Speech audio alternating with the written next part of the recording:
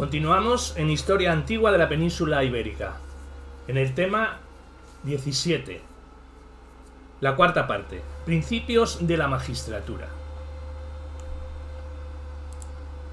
Dos eran los principios básicos: la anualidad y la colegialidad.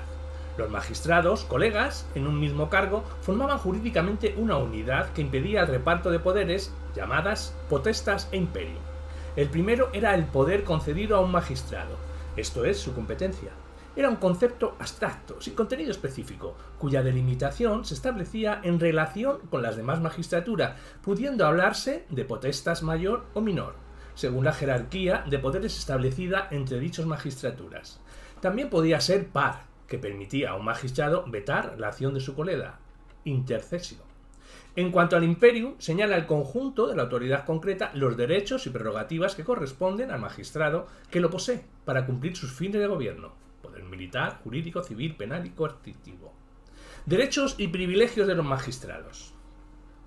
Los magistrados municipales tenían una serie de derechos y privilegios manifestados tanto mediante signos de respeto por parte de sus conciudadanos, ponerse en pie en su presencia, descubrirse, como por atributos externos: toga, pratesta, silla, curilus, acompañamiento de lictores. Pero sin duda el mayor honor era la concesión en las comunidades de derecho latino de la ciudadanía romana para ellos, padres, esposas e hijos, al concluir su mandato. Los dumbiri, derechos y deberes. Los dumbiri iure difundo eran los magistrados municipales de más alto rango, y a ellos correspondía la administración de todos los asuntos municipales, que podían dividirse en dos grandes apartados: representación de la comunidad en el interior, vigilancia y cumplimiento de las obligaciones de la ciudad con los dioses, convocatoria y presidencia de las asambleas legislativas y electorales de la curia municipal. La jurisdicción municipal, extendida a todos los individuos residentes de forma temporal o permanente, fueran ciudadanos o no. Esta facultad fue limitada con el tiempo por la curia municipal. La administración de las finanzas municipales, patrimonio de la ciudad, recaudación de tasas e impuestos locales, imposición de multas y las aportaciones a la caja de la ciudad de los magistrados electos. A este respecto, hay que señalar que las arcas municipales solían presentar un déficit crónico debido a la multiplicidad de los gastos del municipio, gastos que conocemos por las leyes municipales y documentos epigráficos, y entre los que se hallaban, nombrémoslo, obligaciones religiosas de la comunidad, como cultos y celebraciones sagrados, abastecimiento de grano y artículos de primera necesidad, anona, erección de edificios municipales, funcionamiento de baños públicos, gastos de las legaciones con carácter urgente para la resolución de negocios municipales fuera de la ciudad, así como las obligadas por el Senado romano o el emperador, gastos del cursus publicus, el correo estatal, tanto de edificios como de vehículos y animales de tiro, alojamiento de tropas, honorarios de médicos y pedagogos, empleados municipales, escribas, pregoneros, arúspices, viatores, bibliotecarios y, por último, sumas dispuestas para honrar al emperador, patronos de la ciudad o ciudadanos ilustres en forma de estatuas, inscripciones o sepulturas honoríficas a expensas de la comunidad. La representación de la comunidad en el exterior sería, en el exterior, los dumbiri, que actuaban siempre en nombre del Ordon Decurium. De acuerdo con las decisiones de este organismo, las principales tareas en este ámbito eran la conducción de la correspondencia administrativa y jurídica de la comunidad, la firma de tratados y acuerdos públicos con otras ciudades y la recepción del emperador, miembros de la familia imperial y altos funcionarios desde la frontera del término municipal. Además, cada 5 años los dumbiri contaban con un poder especial censorio para confeccionar las listas del censo, en cuyo caso recibían el nombre de dumbiri quinquenales. Los aediles. Los aediles o dumbiri credilicia protestate tenían atribuciones muy variadas que pueden reducirse a 3 tareas o curae: la urbis, anonae y la cura iudorum. En la urbis, la policía de la ciudad y seguridad pública, con la supervisión de edificios, cuidado del pavimento de las calles, horarios de apertura y cierre, baños públicos, lupanares, hosterías y tabernas, fiscalización de los forasteros y protección contra incendios. En la Anonae, aprovisionamiento y vigilancia general de mercado, como calidad de género, precios, pesas y medidas. Y en la Cura Iudorum, la disposición y regulación de los juegos públicos, actuando como verdaderos empresarios de los espectáculos ofrecidos, circos y teatros. Cuestores. Estos eran magistrados encargados específicamente de la caja municipal, actuando como tesoreros. Son particularmente raros en Hispania. También hay que señalar que en ausencia de uno de los dumbiri, por más de un día, se debía proceder al nombramiento de un praefectus, que lo sustituiría durante su ausencia y era elegido entre los miembros de la curia municipal de más de 35 años de edad. Su poder era igual al del dumbiri y sus funciones cesaban al regreso del magistrado ordinario. Si faltaban ambos, el magistrado recibía la denominación de praefectus produbiris. La curia municipal. El ordon decurionum, sus funciones. En los 2 primeros siglos del imperio constituía normalmente la asamblea de los antiguos magistrados de una ciudad, incluyendo a todos los ciudadanos que por fortuna y prestigio tenían una función directiva, política y social en la comunidad. Su número de miembros solía ser 100, que formaban el Consejo Municipal, con una elección y con unas funciones. La elección. Todos los candidatos del Ordo Decurium debían cumplir los mismos requisitos que los exigidos para aspirar a una magistratura municipal, pues esta investidura era normalmente previa a su aceptación en el Ordo. La aceptación tenía lugar cada 5 años mediante la Lectio Ordinis, llevada a cabo por los Dumbiri quinquenales iure difundo. La nueva lista de consejeros, el Album Decurionum, era trasladada por escrito a las Tabulae Publicae. Y de las funciones, ésta se ocupaba de todas las cuestiones importantes de interés general concernientes a la administración de la comunidad, gestión de los capitales, trabajos públicos, tributos, ceremonias y sacrificios, fiestas y juegos, honores y privilegios. A lo largo del siglo II tendió a concentrar toda la administración municipal en detrimento de los magistrados, llegando incluso a anular a las asambleas populares al nombrar directamente a los magistrados de la ciudad. Evolución de la institución. Como ya se ha apuntado, a partir del siglo II comienza un gran cambio en la situación general de las curias, que a través de una larga decadencia acabarán a lo largo del siglo IV con su ruina. Durante los 2 primeros siglos del imperio, las ciudades pudieron cumplir las cargas que el Estado romano había depositado en sus élites. Pero desde finales del siglo II aparecen los primeros síntomas de una grave crisis económica que se extiende por todo el ámbito del imperio. El Estado no verá otro recurso que presionar sobre las ciudades, las cuales, afectadas también por la crisis, vieron derrumbarse los presupuestos que habían hecho posible la construcción y desarrollo del régimen municipal. Decadencia y ruina del sistema municipal. Curatores Republicae y Defensores Civitatis. El primitivo sistema político-social autónomo de las ciudades se transformó en un estado de excepción, obligado e impuesto, que convirtió los antiguos honores en onera, esto es, en cargas irrenunciables. Las funciones del Ordo fueron ampliadas, debiendo éste aceptar la ingrata tarea de encontrar ciudadanos adecuados que a título privado se encargaran de diversas curiae u obligaciones económicas para tareas concretas, que de este modo fueron privatizadas. El Ordo debía confeccionar una lista de estos munera o cargos y las de los ciudadanos que estaban en situación de aceptarlas en un esquema que comprendía posibilidad de eficiencia, inmunidad temporal y posibles privilegios. Ello también supuso modificar los criterios de cualificación del Ordo, que de este modo terminó siendo el conjunto de ciudadanos económicamente fuertes, lo que a su vez implicó la tendencia de estos curiales a formar un estrato cerrado, al que se accedía por herencia de padre a hijo, resultando de ello, además, un nuevo orden de procedimiento electivo de magistrados que se trasladó de la Asamblea Popular a la curia, arrancando así a la masa de la comunidad del único derecho que aún disfrutaba. Este nuevo sistema de cooptación fue el primer síntoma de la creciente dificultad para encontrar candidatos adecuados para cumplir los cargos municipales, que terminó por conducir a la simple nominación aún en contra de la voluntad del elegido. La carga de los decuriones incluyó también la propia nominatio de sus miembros para determinadas obligaciones económicas que, como los munera, debían cumplirse en interés de la ciudad. Este sistema de munera se transformó como el propio Ordo Decurionum, en un sistema de obligaciones en el que, para poder repartir las cargas financieras de la ciudad, se decidió sacar determinadas competencias del ámbito de la magistratura y hacerlas independientes como cuasi funciones extraordinarias administrativas. De esta manera fueron descargados los magistrados de sus funciones y el propio sistema municipal, basado hasta entonces en el libre funcionamiento de la liberalidad, es sustituido por un sistema fijo y coercitivo que obligaba a cada ciudadano a aceptar funciones durante un tiempo determinado, de acuerdo con su posición social y capacidad económica.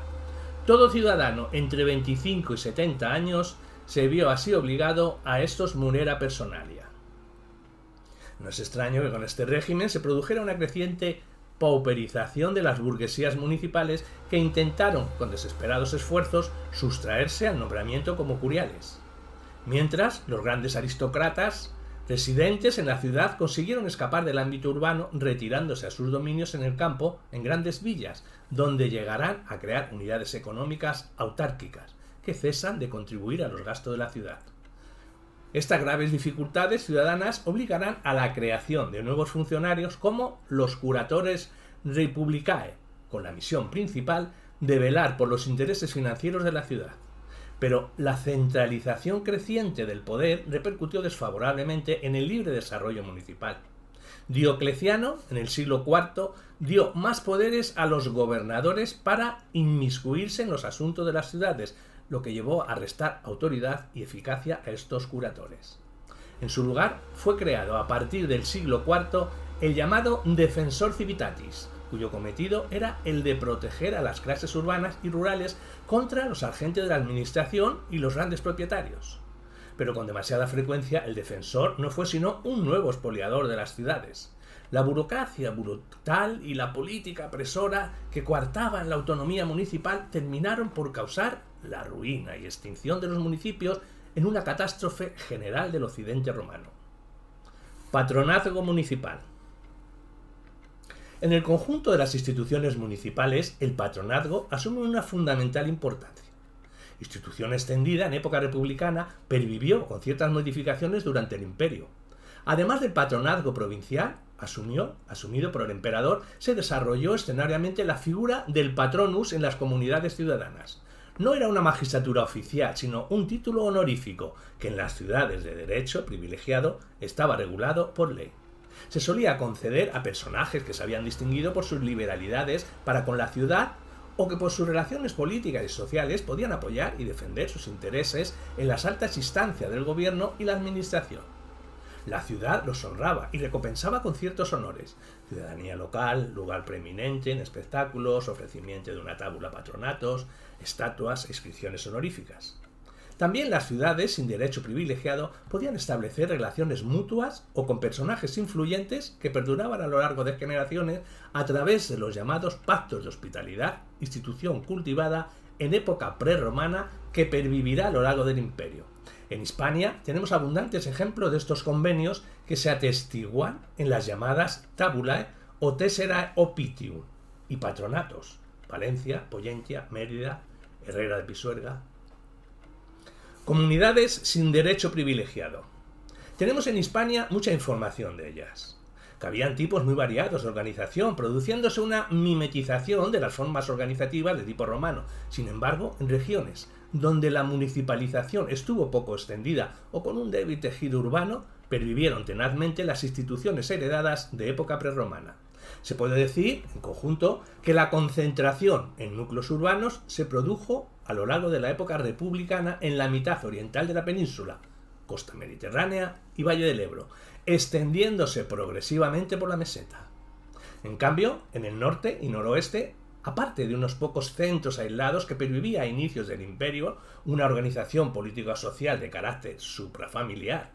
No obstante, a lo largo del imperio tendieron, por imposición romana o por influencia de la municipalización, a agruparse en núcleos urbanos, convirtiéndose en civitates. A mitad del siglo II, Ptolomeo, en su descripción de Hispania, solo conoce ya civitates. Las civitates podían ser capaces de actuaciones de valor jurídico, tales como hacer pactos de hospitalidad, ofrendas, votos y designar magistrados.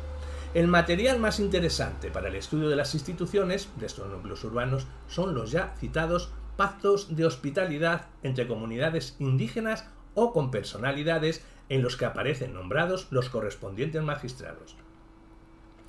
Ya desde los primeros años de la conquista aparecen generales romanes con clientelas indígenas, lo que contribuye a romanizarlos.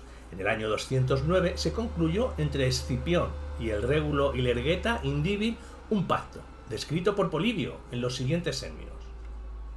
Se ajustó entre ellos un tratado cuyas principales condiciones eran que seguirían a los jefes de los romanos y obedecerían a sus órdenes.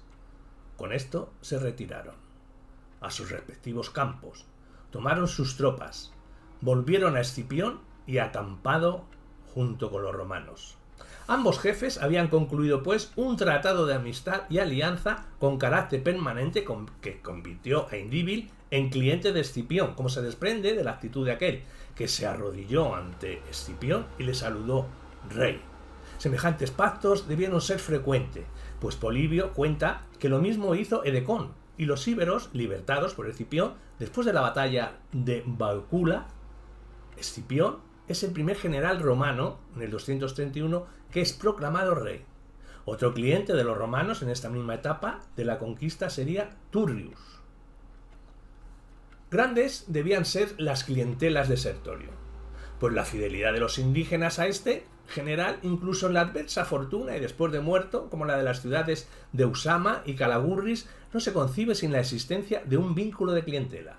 Las clientelas nacen de la necesidad social de protección de los débiles por los poderosos, con ventajas mutuas para ambas partes. Una forma específica de la clientela militar hispana era la deotio.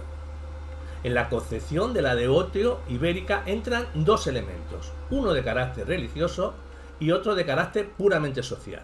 El de carácter religioso, según el cual ciertas divinidades, probablemente infernales, se contentarían con la muerte del deotus a cambio de la del jefe. La verdadera esencia de la deotio es la consagración religiosa al caudillo, en virtud de orientaciones religioso-colectivas y del influjo tan peculiar del sentido religioso en la vida pública y militar de los hispanos. El segundo elemento, de carácter puramente social, lo relaciona íntimamente con la clientela militar, la deotio ibérica, que tiene por objeto exclusivo la guerra. El deotus sobre los soldurios de Sertorio, una vez salvada la vida del jefe, atendían a la propia. Esta forma de clientela es un vínculo mucho más estrecho. Indíbil, al conocer la falsedad de la muerte de Escipión, le envía a su hermano Mandonio a estrechar el lazo que le unía con él.